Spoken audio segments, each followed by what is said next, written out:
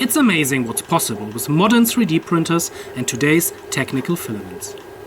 With the right printing parameters, the plastic parts can deal with pressures of over 12 bar and temperatures above 100 degrees Celsius. That is why I'm trying to develop a high-performance, fully 3D printed acoustic Stirling engine.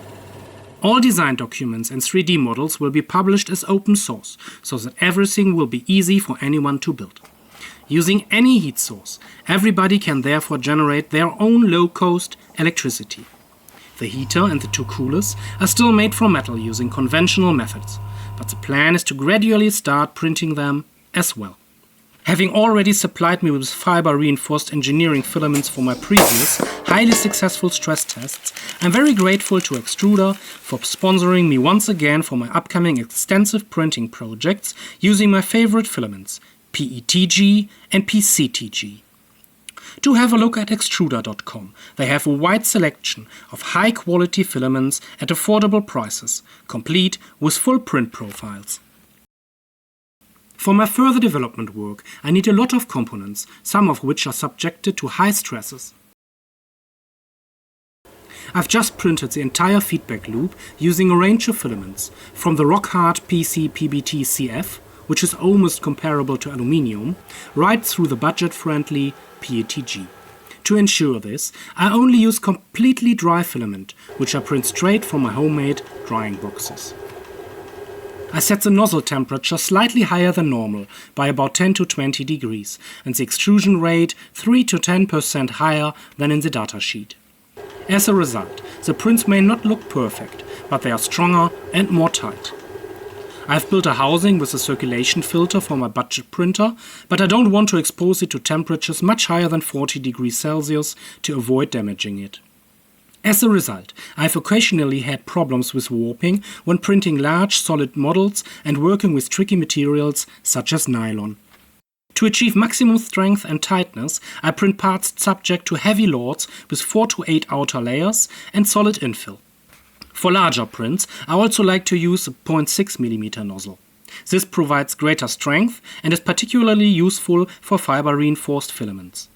It is also possible to gain a bit more strength by arranging the layers skillfully, but I need to experiment with that a bit more. There are a number of helpful videos by relevant experts on this topic here on YouTube. To ensure perfect tightness, I seal all the prints with stick tool, although you can also use standard varnish or epoxy resin.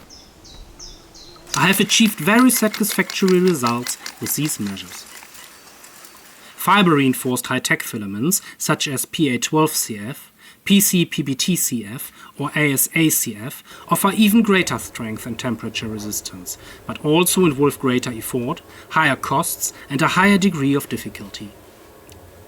That's why I would like to start by working with the standard PETG and PCTG and explore their limitations. My experience with PETG has been absolutely satisfactory, and I haven't managed to cause even quite thin-walled parts to burst with my 12-bar pump. PETG is my absolute favorite filament.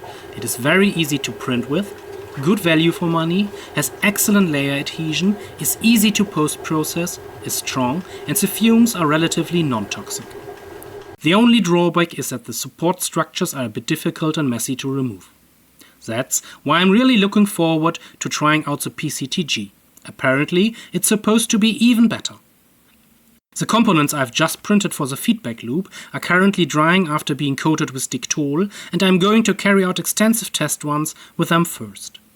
Next, the components for the new power unit, featuring adjustable diaphragm tension, the linear generator and the enclosed rear chamber, will be printed, and I hope to be able to report on successful tests with a pressure-charged engine soon.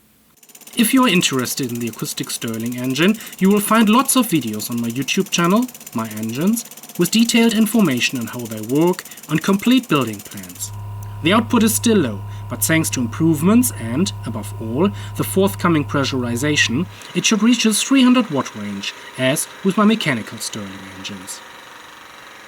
As the thermoacoustic Stirling principle requires no moving mechanical parts, apart from those needed for energy conversion, continuous operation around the clock provides enough backup for a solar plant during periods of low sunshine.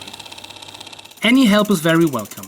It would be great if you could join the development of the thermoacoustic engine. As always, I would like to hear your feedback, suggestions and thoughts in the comments, on Discord or at ownenergy.org. Your help is absolutely important for further development work. If you would like to support the project further, becoming a member on Patreon or YouTube would be a great help.